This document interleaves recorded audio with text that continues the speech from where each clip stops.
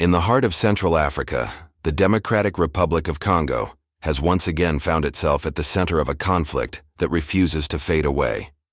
Since late 2021, the rebel group known as M23 has steadily expanded its control, carving out strategic territory in the east of the country. What began as skirmishes quickly transformed into a sophisticated campaign aimed at dominating vital towns, border crossings, and mineral-rich regions. Today, M23's influence extends across key cities and rural belts, reshaping the balance of power in one of Africa's most volatile zones. Observers point out that this is no random conquest. The group's territorial strategy has been deliberate, targeting locations that guarantee both economic gain and military advantage. From trading hubs to border crossings, from fertile farmland to artisanal mines that produce globally valuable minerals, M23's control provides it with the resources needed to endure in a drawn-out conflict. The result is a cycle of instability, where civilians bear the brunt of displacement, loss, and fear, even as international mediators scramble to push for dialogue. One of the most significant strongholds in M23's hands today is Bunagana, a vital border crossing into Uganda. This gateway has turned into a lifeline for the rebels, offering them direct access to cross-border trade. Through Bunagana, the group collects revenue from traffic moving between the two countries, funding its activities while tightening its grip on the region. In other areas such as Masisi and Rutshuru, M23 now oversees some of the most fertile agricultural land in the region. Farmers here produce food that could feed millions, yet with rebel control, these resources are redirected towards sustaining the insurgency. Beneath the soil lie deposits of coltan, cassiterite, and gold, minerals that feed the global demand for electronics. This convergence of agriculture and minerals makes the territories a treasure chest, and whoever controls them controls enormous wealth.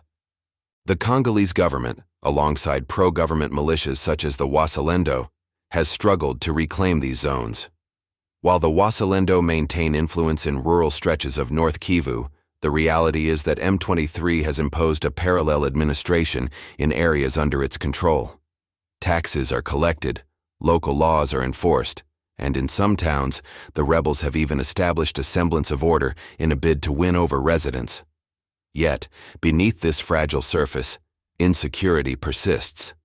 Analysts warn that as long as rebel groups hold on to resource-rich territories, prospects for lasting peace in eastern Congo will remain elusive. The humanitarian fallout has been devastating. According to the United Nations, more than 7 million people have been displaced across the eastern provinces since December 2024. Families have abandoned homes, farms, and livelihoods, fleeing to makeshift camps within the country or crossing into Uganda in search of safety. These mass displacements strain both the host communities and humanitarian agencies already stretched thin. In Uganda, refugee settlements continue to swell, highlighting the regional impact of Congo's internal war. Even as peace talks are pursued, the fighting on the ground shows no signs of abating. Recent reports detail fresh clashes in areas such as Mwenga in South Kivu province. Local leaders recount how M23 forces attempted to seize strategic hills overlooking the city of Uvira, near the Burundian border. Heavy artillery was deployed, and once again, civilians were caught in the crossfire. Many families fled in panic, fearing that their communities could be the next to fall. Meanwhile, in North Kivu's Masisi territory, battles rage on between M23 and the Wazalendo militia. Each side accuses the other of violating ceasefire agreements, turning the conflict into a dangerous cycle of attack and retaliation. Diplomatic initiatives, most notably mediated by Qatar and Doha, have sought to halt the bloodshed. In July, both the Congolese government and M23 signed a declaration of principles, pledging to work toward dialogue. Yet on the ground, reality differs from signed commitments. Kinshasa insists that the rebels must first vacate captured territories to create room for genuine negotiations. M23 refuses, arguing that territorial control is their leverage in pressing demands for federal governance, an end to corruption, and better protection for the Tutsi community in the east. The stalemate reflects the hardline positions on both sides, and without compromise, peace talks risk collapse. The African Union, Qatar, and even the United States have all urged for restraint and compromise, stressing that the people of Congo have suffered too long. The conflict in eastern DRC is not new. It has simmered for more than 3 decades, morphing into one of the longest-running crises on the continent. Generations have grown up knowing nothing but conflict, displacement, and shattered communities. Still, efforts to find lasting solutions are often undermined by the lure of Congo's immense natural wealth. Complicating matters further is the presence of other armed groups. While the government and mediators focus on M23, the Allied Democratic Forces, ADF, an Islamist militant group with ties to the so-called Islamic State, has widened its footprint in the chaos. In recent weeks, the ADF carried out attacks in Beni and Lubero territories of North Kivu province, killing more than 50 civilians. Survivors recount harrowing scenes of families slaughtered and villages left in ashes. Just a month earlier, in Ituri province, ADF fighters stormed a church during a night vigil, murdering more than 40 worshippers, including 9 children. These attacks reveal a chilling pattern. Civilians are targeted to spread fear, while the group exploits instability to entrench its presence. The ADF's roots trace back to Uganda in the 1990s. Initially established as a rebel movement against Kampala, the group later crossed into Congo and entrenched itself in the dense forests of North Kivu. By 2013, UN reports estimated its strength at around 1,500 fighters. The group's leadership, including sanctioned individuals like Jamil Mukulu, expanded recruitment, often luring or coercing children as young as 10 to serve as soldiers. In 2019, the ADF pledged allegiance to the Islamic State's Central African province, connecting it to extremist networks operating as far south as Mozambique. Despite joint military operations launched by Uganda and the DRC in 2021, the group has proven resilient. Its guerrilla tactics and cross-border networks allow it to adapt and regroup after each offensive. For ordinary Congolese citizens, the situation remains dire.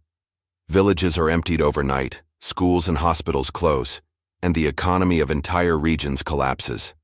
Farmers cannot till their land for fear of rebel attacks. Traders cannot move goods along roads that have become ambush zones. Children are growing up in displacement camps, cut off from education and stability. The psychological scars run deep, with survivors recounting stories of terror that linger long after the gunfire fades. The persistence of these conflicts highlights the complexity of Congo's crisis. It is not merely a military struggle. It is deeply tied to questions of governance, ethnic identity, and resource control.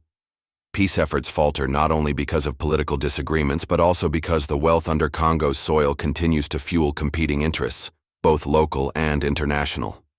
Gold, coltan, and cassiterite mined in rebel-held areas end up in global supply chains, linking the violence in eastern Congo to products used worldwide. Yet, amid this grim landscape, hope endures. Civil society groups, religious leaders, and grassroots organizations continue to call for dialogue and reconciliation. International partners press on with mediation, despite setbacks. Many Congolese themselves cling to the dream of peace, of a future where their children can grow up without the sound of gunfire in the distance. For now, the struggle in eastern Congo remains unresolved.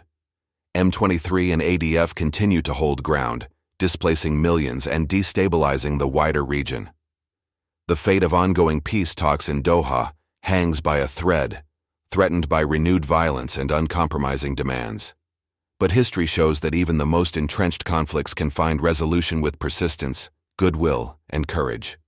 The world watches as Congo fights for peace, a fight that is as much about its people's survival as it is about the future of one of Africa's most resource-rich nations.